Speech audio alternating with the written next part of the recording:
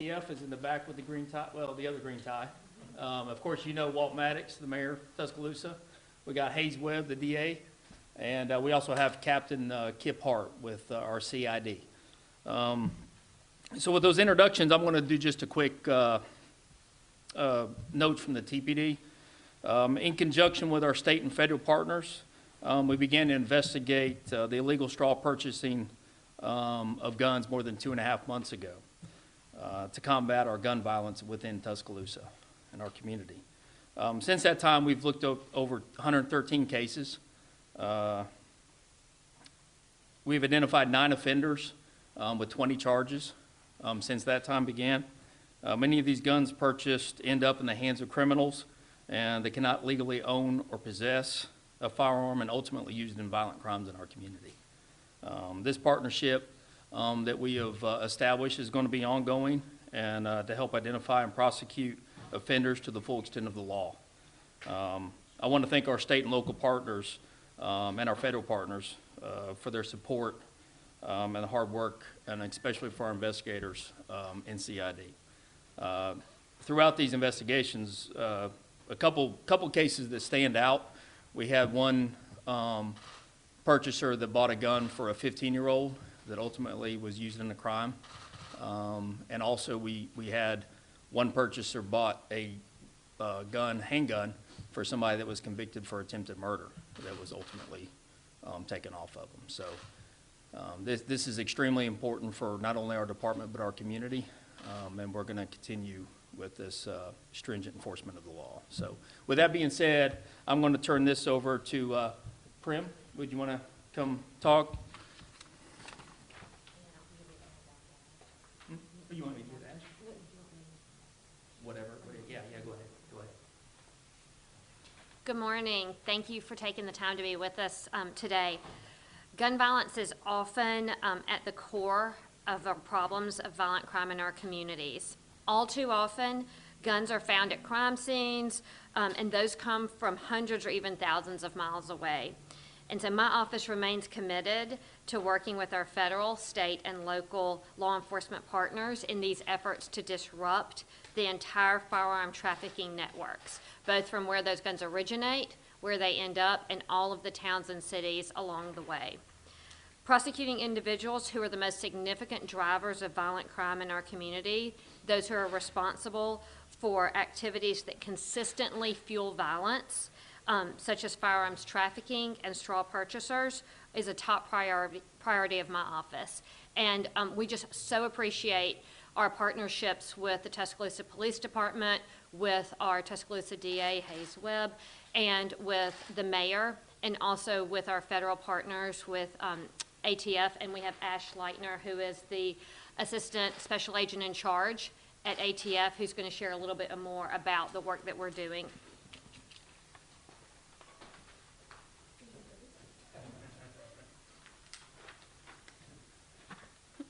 Good morning. My name is Ash Leitner. I'm the Assistant Special Agent in charge of the Nashville Field Division here in Birmingham, Alabama, covering the state of Alabama. So what I would say on this is number one, thank you for being here. We're thankful for our partnerships with the DA's office here, with the U.S. Attorney's Office, with the Tuscaloosa Police Department. What I would say is the primary mission of ATF is reducing violent crime and protecting the public. We do that by leveraging our expertise, utilizing our expertise, and trying to accomplish that mission. And we do, majority of the time we do that working with our local, state, and federal partners and combining our expertise. And this is a perfect example of doing that. This is an example of Tuscaloosa PD, ATF, coming in on this mission, this joint venture, and cutting off and trying to stem the illegal flow and trafficking of firearms into the hands of individuals that are prohibited, and to the hands of individuals that want to commit or have intentions of committing violent criminal acts with them. So whenever you can put a partnership together like this, Tuscaloosa PD and ATF, and try to reduce the flow of violent firearms going into violent criminals' hands, that is a good thing. I can say that many of the firearms were recovered here in Tuscaloosa area in the state of Alabama, but also a lot of these firearms were trafficked up to the northeast states, to Pennsylvania, New York, New Jersey, Massachusetts, and to Washington, D.C. and that area.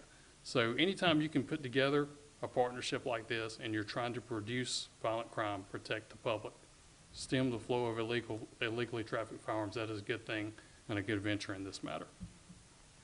So. Thanks, Ashley. DA Hayes Webb, would you want to come talk? I think here y'all are well aware how tired we are of the violent crime that affects us here in Tuscaloosa County. And I am exceptionally pleased of the relationships that we have both with our local, state, and federal partners, without which this sort of operation would not be possible. It works hand in hand. Daily, we are working with them, trying to figure out ways that we can affect violent crime, to decrease violent crime in our community, to make it as safe as it possibly can. And this is, I believe, a novel sort of approach with these straw purchases to work with the feds and the locals here in order to prosecute in state court straw purchases. I don't think that you'll find that happens very frequently, but again, it speaks well of the relationships that exist that allow that to happen. And this is attacking the crime, you know, before it happens almost, in a sense, right? And it's at a different level than what you typically see. It's not after the fact, after we've got another home or car or body shot up. What we're doing now is going after the people who are illegally purchasing guns, right? And so this is our point. We don't care if it's an illegal purchase, the illegal sale, the illegal possession, or the illegal use of guns. We are going to do everything we possibly can to attack it at every level and to make our community as safe as it can possibly be. So thank you. Thanks, Hayes. And of course, last but not least, Mayor Walt Maddox. Thank you, Chief Rice. Good morning to all of you. We certainly appreciate that you're here. Chief Blankley certainly wanted to let you know he wanted to be here as well, but duty is calling right now. Let me echo everything that's been said of our partners with ATF, the U.S. District Attorney's Office, certainly Hayes Webb, our district attorney and an ardent supporter of law enforcement itself, and CPD. It's unacceptable to have our citizens be impacted by violent crimes, and it's even more unacceptable that these violent crimes are taking place with illegally purchased guns. And so when Chief Blankley several months ago began exploring this idea and began talking to me about what he saw as possibilities, I thought his decision was very wise to pursue this path. And one of the things I've discovered in my tenure as mayor is that we can do a lot of good things individually, but collectively this community is very strong. And when you see our federal partners, our district attorney's office, local law enforcement come together and be unified by the belief that every person must meet our core belief of being safe in our city, you can do some very remarkable things. Let me close by saying we won't know the number of lives that have been saved because of this 2.5 months worth of investigation, but no doubt countless lives have been saved. And certainly on behalf of the city, I want to thank our team at TPD, Chief Rice and Captain Hart, our district attorney, and our partners with ATF and the Northern District Attorney's Office, because without them, today wouldn't be a success. Other than that, I think Chief Rice, I think we all are available to answer any questions that you may have. Chief Rice, was there one particular case or cases that kind of led to this for you guys to look into this? And what can you tell us about some of the people charged in this case? Well, any of the gun violence is important to us, so there was not necessarily one important case above all. But I would say that the gun violence is something that's in the forefront of TPD's long-term strategy and Chief Blankley's strategy. So this is just one more tool in the toolbox we're trying to use to combat that. I'm sorry. For people that don't know, can you explain a straw purchase? That is where you purchase a gun and then it ends up in somebody's hands that cannot legally purchase or own a gun. The people charged in this case, are y'all releasing their names and the charges against them? Down the road, yes, we will. Have y'all done one of these sprawl investigations? I've been around here for a while, at least. Y'all have not publicly put anything together like this before. Correct. So this is, on the TPD side, we've, the 9 defendants that we sought warrants on were actually sought warrants through the state side, the state purchase, the state law. Well, there wasn't one particular case that started. What inspired this approach, and what kind of range of charges are they facing? We got felony charges, but what are this? There's a state law for straw purchase, and that's what they're getting charged on, where you lie, purchase a gun for somebody else that cannot legally purchase it. So that's the charge. And the person who these guns, that ends up in their hands is not allowed to have it. Are they also being charged with certain persons forbidden with the laws that are on the books? Correct. Yeah. Correct. If whatever charges stem for their possession of it, they will get charged with that also. The people that they bought these guns from, what happens to them at the end? The Businesses, the people making the straw purchase, whoever they got these guns from to give to people who ain't supposed to have it. they won't face any charges unless they were complicit in the purchase and they knew what was going to happen with those guns. How many guns were involved in this investigation? Captain? The total number of recoveries is still being calculated, but in the investigation to the purchases, in a 2-month period, there were investigated 100 and something cases, or 247 firearms purchases. 247. Yes. This purchase not recovered. So did somebody basically say, hey, somebody just came in and bought 20 or 30 guns, or what are we talking about? Or is something, buying 1 or 2 here or there type thing? Well, it's not necessarily the amount, it's just, where they end up. And these firearms at the point of purchase, is that pawn shops and gun stores, gun shows, is it online through sites like Arms List? Where are you generally seeing this person to person, or are these federally licensed dealers who are selling to somebody who passes a background check and then passes it on to someone who's not allowed to have the firearm? Now, understand that the individuals that are going to purchase the gun can legally purchase the gun. Right. So they can go anywhere they want to purchase this weapon. So where they're getting it is not necessarily the concern. It's after the purchase where it ends up is our main concern. Did this do anything to stop the flow of guns into the hands of people who shouldn't have them in Tuscaloosa? Well, we hope this press conference helps that. So, yeah, I mean, that's why we're investigating this. This is a new approach Chief Blakely wanted to go with, and hopefully this is going to make our community safer at the end of the day. Is there a number of people can call if they hear or see things or see something shady going on, something like this? Yes, absolutely. You can call our Crime Stoppers and leave any information you like, and we can follow up on that.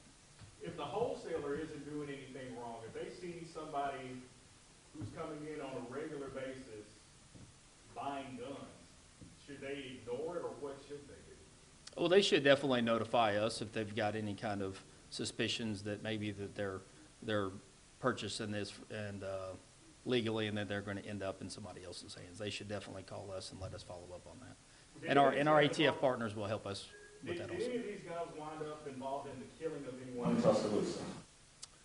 I don't know that question, the answer to that question. To my knowledge, none of these guns that we have recovered have not.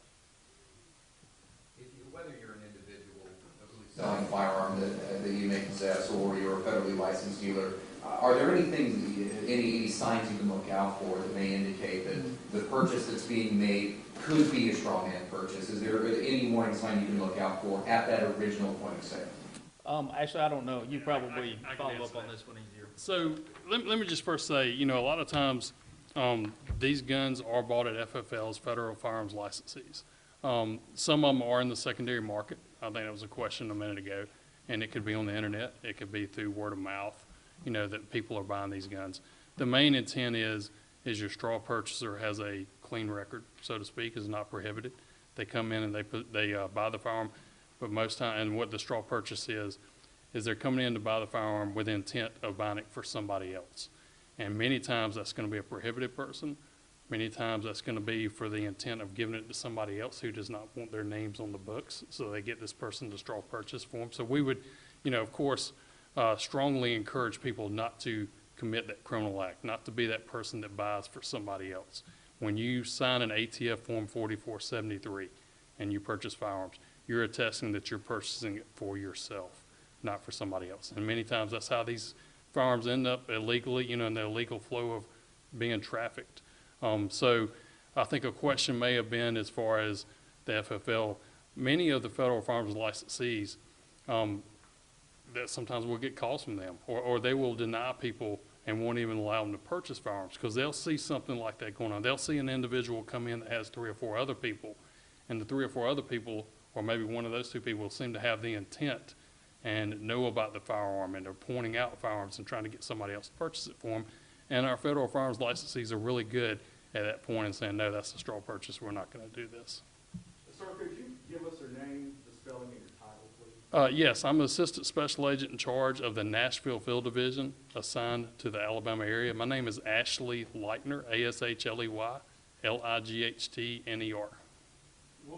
Was this an organized effort between groups or gangs, or are we just talking just kind of on an individual basis, a couple of people getting guns for whoever would ask them to because they can't buy them themselves? These were many different individual instances of people purchasing these guns, and there were some that actually trafficked, like I said, up to D.C. I know I spoke to the ASAC up there, and the guns that were trafficked up to D.C. ended up in their worst district, and that's a very violent district that they ended up in, that they were trafficking these guns to. So it was a few individuals in that instance, but these were not all combined together. These were offshoots, and just a strategy between us and Tuscaloosa Police Department to try to cut these guns off, from the very source of where they were coming from.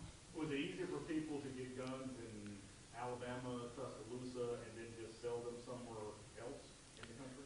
Well, different states have different firearms laws. Of course, you have federal firearms laws, you have different states, and the states have different firearms laws. Some are a lot more stringent, and that's why a lot of these guns are going up into the Northeast. A lot of the Northeast states have more stringent gun laws. It's not as stringent down here as far as possession of firearms and purchasing firearms. So the individuals can purchase them here, take them up to the Northeast or the other states where it's more stringent, get a lot more money for them in those areas. What kind of federal charges are they facing? You're looking at felon in possession, charges of basically making false statements to a federal firearms licensee, causing them to make a false statement when doing the background check. You're talking about dealing without a license. You're also talking about conspiracy charges as far as the straw purchasing, making false statements. And you're also talking about charges of traveling interstate in order to deal without a license. So everything that you can hit these guys with? Where it applies, where the violations apply. And, hey, let me just go back again and just say that the partnership with Tuscaloosa Police Department in this, the partnership with the DA's office and the U.S. Attorney's office is instrumental. I mean, this is a strategy that we came up with of trying to cut firearms off from going into the illegal flow to being trafficked, cut them off at the source. A lot of times, the firearms that you see that are using criminal acts are firearms that come from federal firearms licensee burglaries or breaking into vehicles, or in this case, somebody with a clean record, straw purchasing firearms and getting them into the criminal element. Since the purchases were all made here, the suspects, where do they come from? The southeastern United States, the eastern, are they all over? They just local? Well, in order to purchase the firearms, a handgun here in the state of Alabama, they would have to be Alabama residents. So they are from here, yes.